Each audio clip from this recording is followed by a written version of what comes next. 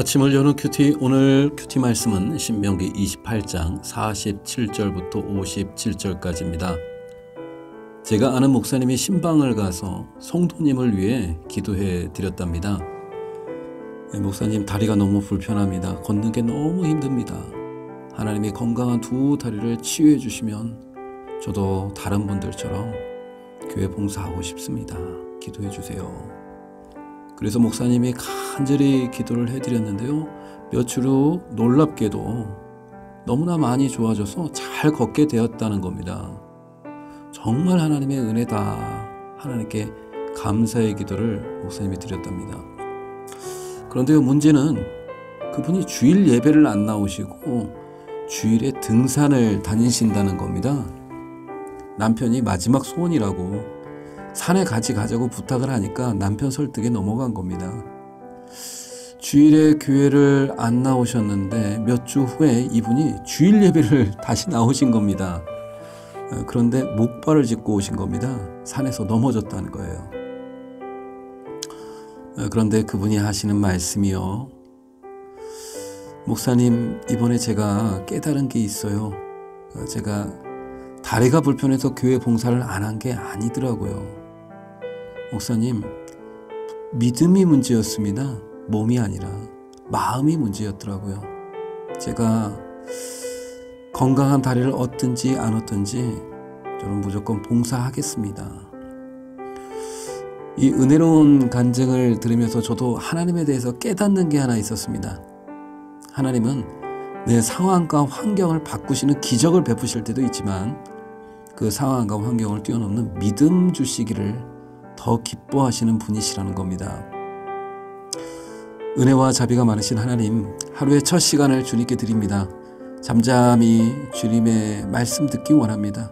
주님, 말씀하여 주시옵소서. 잘 듣고 깨닫고 또 말씀에 순종하도록 주님 인도해 주옵소서. 오늘도 모세는 이스라엘 백성들에게 경고합니다. 너희가 하나님을 잊어버리고 말씀에 순종하지 않으면 너희가 치를 고통의 대가는 상상을 초월할 것이다. 네가 줄이고 목마르고 헐벗고 또 흉악한 민족이 와서 내 목에 철멍에를 메우게 하고 노예처럼 비참한 인생을 살게 될 것이다. 또한 적군에게 맹렬한 공격을 받는 동안 양식이 없어 굶주림에 괴로워하다가 심지어는 너희들 자식까지 잡아먹는 상상치도 못할 끔찍한 일을 보게 될 것이다. 모세는 오늘도 경고하고 있습니다. 이 모든 게 하나님을 떠나고 순종하지 않을 때 일어날 일이라고 모세는 말합니다. 그런데 오늘 본문을 보니까요, 이러한 재앙과 끔찍한 일의 원인에 대해서 말씀하고 있는데요. 47절입니다. 네가 모든 것이 풍족하였음에도 불구하고 기쁨과 즐거움으로 하나님을 섬기지 않았다.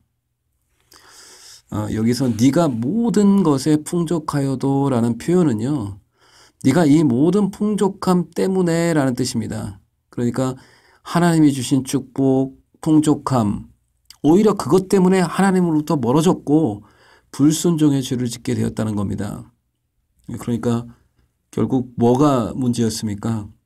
하나님이 주신 좋은 땅에서 그들이 누린 축복, 풍요로움, 평화가 오히려 하나님을 잊어버리게 했다라는 것입니다. 하나님이 원하신 것은 그게 아니었을 텐데요. 광야 백성에게 풍요의 땅을 주신 것은 많은 가축과 오곡백과 풍요를 누리게 하신 목적은 더욱더 하나님을 찬양하라고, 더 감사하고 온 열방을 위한 축복의 통로가 되라는 것, 하나님의 영광을 드러내라는 것, 그것이었을 텐데요. 반대로 그 축복과 풍요로움이 큰 불행을 초래하는 화근이 되어버린 거네요. 적용 질문 드리겠습니다. 하나님이 주신 축복과 풍요함 때문에 오히려 내가 하나님으로부터 멀어진 적이 있습니까? 내게 주신 은사와 달란트, 재능을 몸된 교회의 유익을 위해서, 다른 지체들을 위해서 잘 쓰여지고 있습니까? 어쩌면 우리가 고난 속에 있을 때보다 우리가 형통할 때, 모든 것이 잘 되고 있을 때 오히려 예수님은 우리를 위해 더 간절히 기도하실런지 몰라요. 형통과 풍족함 속에서 하나님을 잊어버리는 사람이 많기 때문이죠. 고난은 비록 우리를 힘들게 하지만 인내를 통해 오히려 믿음을 세우고 하나님을 더 간절히 붙들게 되는데, 오히려 풍족함 때문에 때로는 믿음의 위기가 온다는 겁니다. 그래서 우리도 기도해야 합니다. 하나님이 날 높여주실 때, 하나님이 날 형통케 하실 때, 부욕케 하실 때 그것이 오히려 믿음의 걸림돌이 되지 않도록, 풍족함 속에 영적인 나태와 침체가 오지 않도록 더욱 힘써 기도해야 될 줄 믿습니다.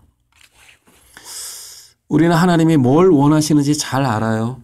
고난이 오면 기도하고 풍족함이 오면 감사하고 복 주신 하나님을 더욱 사랑하고 축복의 사람으로 섬기며 베풀며 축복의 유통자가 되라는 것을. 그래서 우리에게는 때를 따라 돕는 은혜가 필요합니다.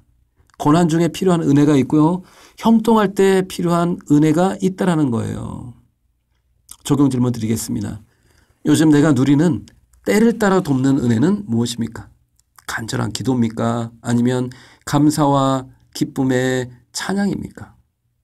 오늘 내가 구할 하나님의 은혜는 무엇입니까? 오늘도 우리는 하나님의 은혜가 아니면 살아갈 수 없는 존재입니다. 어제의 은혜로 오늘을 살 수가 없습니다. 오늘 새 은혜가 필요합니다. 공고할 때이든 형통할 때이든 우리는 항상 주님의 은혜가 필요합니다. 야고보서 말씀이죠. 너희 중에 고난당한 자가 있느냐? 그는 기도할 것이요. 즐거워하는 자가 있느냐? 그는 찬송할지니라. 고난 중에서요, 기도할 수 있다면 하나님의 은혜입니다. 또 풍요함과 형통함 앞에서 하나님께 감사하고 찬양한다면 그것도 큰 은혜입니다. 모든 상황 속에서 주님의 이름만을 높이는 믿음의 사람 되시기를 바랍니다. 존귀하신 주님, 오늘도 모든 상황 속에서 주님만 바라보며 주님만 신뢰하는 자 되기 원합니다.